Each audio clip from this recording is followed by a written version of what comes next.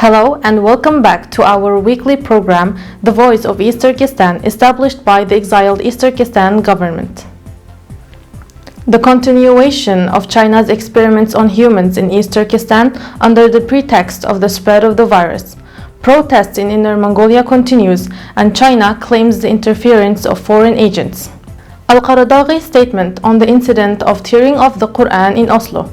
Live organ harvesting are still underway in China. The US imposed new restrictions on Chinese diplomats, accusing China of intimidating its neighbors. The Chinese government has declared East Turkestan to be the most affected region in China. So far, strict controls, suppression measures, and restrictions have been put in place across the country.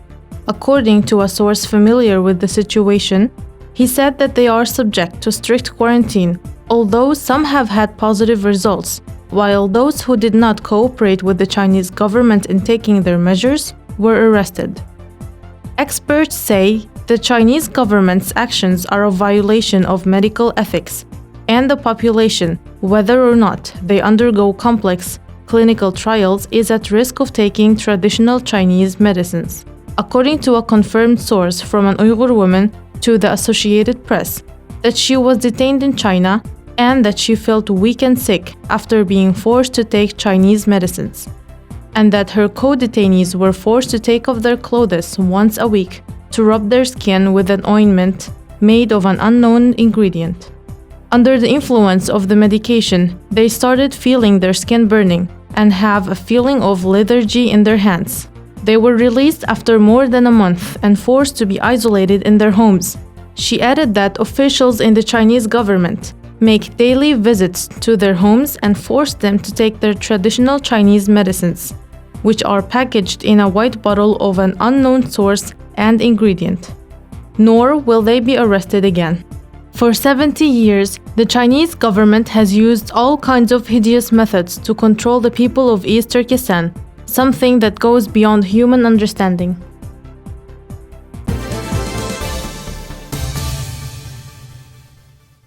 Citizens in Inner Mongolia recently organized a large-scale demonstration to demand the abolition of the so-called bilingual education model, launched by China on September 1, and the restoration of the original teaching model, which was suspended by the Chinese government.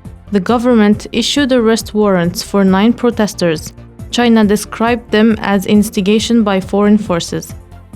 Although primary and secondary schools in Inner Mongolia were officially opened in the 1st of August, students and parents protested against the Chinese government's abolition of teaching their native Mongolian language in schools. As most of the parents refrained from sending their children to school, local police chased the Mongolian students who were not going to their schools and forced them to return back. Among the protests, a Mongolian high school student went on a hunger strike to protest the Chinese government's abolition of teaching the Mongolian language. Furthermore, more than 300 Mongolian employees of Inner Mongolia Radio signed a joint objection document, saying that they do not accept the Chinese education and oppose the new Chinese policy. In Ulaanbaatar, the capital of Outer Mongolia, many NGOs gathered in front of the Chinese embassy to protest against the Chinese government's policies and demand that China should resume teaching the Mongolian language in their schools. Former Mongolian Foreign Minister Xiayin Elbekdorj said in a statement that the Chinese government should respect the national right of Mongolians to preserve their mother tongue, urging Mongolians to support him, support the Mongolian liberation movement, and speak the Mongolian language. He stressed that it's not about the Inner Mongolia's affairs. Indeed, all Mongolians around the world must be concerned about this issue.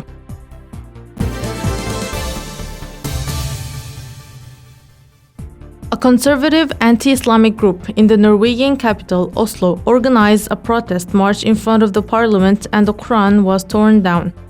The Secretary General of the International Union of Muslim Scholars, Ali Muhyiddin Al-Qaradaghi, criticized the tearing of the Quran by the group. He described the incident as a stimulus to terror and discrimination towards the sacred elements. Al-Qaradaghi posted a statement on his Facebook account saying that the tearing part and mistreatment of the Holy Quran by a Norwegian extremist is an evidence that the Quran is not made by humans. He stressed that the offense towards our Quran is the foolishness of the perpetrator and the harm to himself and not to our holy book, indicating that the first response to the incident is to establish an Islamic consensus on Quran's instructions and to incite the Norwegian authorities to sue the perpetrators of terrorism. He called on Muslims to adhere to more Islamic teachings and warned against a radical response to extremist incidents.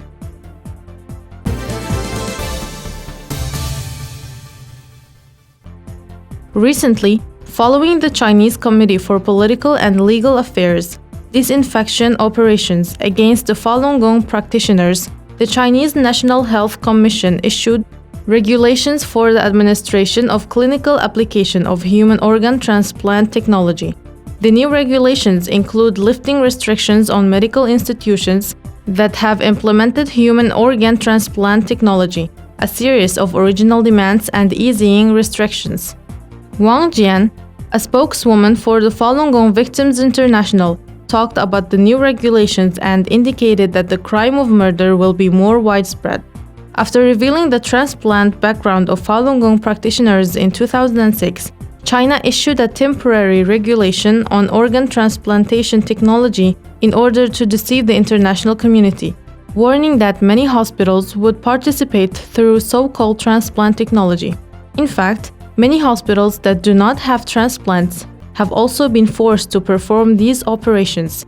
The reissuance of the new version of the regulations for the management of the clinical application of human organ transplant technology in 2020 has ignored China's accusations of living organ transplants. The agency may appear to have completely liberalized the development of the organ transplant field. From January to July 2020, a telephone survey conducted by international Falun Gong practitioners from Chinese provinces revealed that live organ transfusions continued in many of the Communist Party of China's hospitals, even in the worst cases of the virus epidemic. During several interviews, some medical personnel announced that the organ donors come from healthy Falun Gong practitioners to attract clients.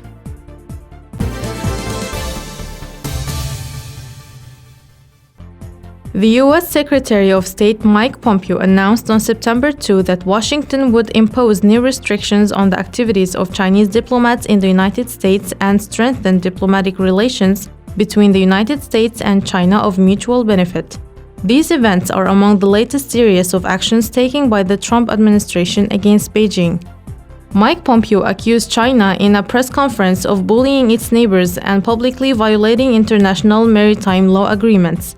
He told the State Department on Wednesday that the Trump administration is taking necessary steps to restore U.S.-China relations. He announced that the United States will impose new restrictions on the activities of Chinese diplomats in the United States, and that the State Department will establish a mechanism to require Chinese diplomats in the States to obtain permission to visit the Chinese universities or meet local government officials. He also added that more than 50 cultural events must be approved by the United States before they launch. He also stressed that the United States will take more measures to ensure that all Chinese embassies and consulates properly mark their social media accounts as Chinese government accounts. In response to China's threats to the United States in a number of areas, the United States started taking measures and countermeasures. The Secretary of State recently sent a letter to the Council of American Universities warning it that China would threaten freedom of science, human rights, and university donations, saying that threats likely would be in the form of illegal research funding, intellectual property theft, and the intimidation of foreign students. Pompeo also commented on some of China's actions outside the U.S., saying that the United States wants a peaceful solution to the border situation between China and India, and has also accused China of harassing neighboring countries. China's crackdown is most visible in the South Sea, including sanctions and visa restrictions on Chinese companies and individuals who have helped the Trump administration achievements. China is a country that openly violates maritime law, as last week the Chinese military seemed to be building artificial islands, quarries, and militarization in the South Sea, all prompting objects from various countries. Thank you for watching. See you next week.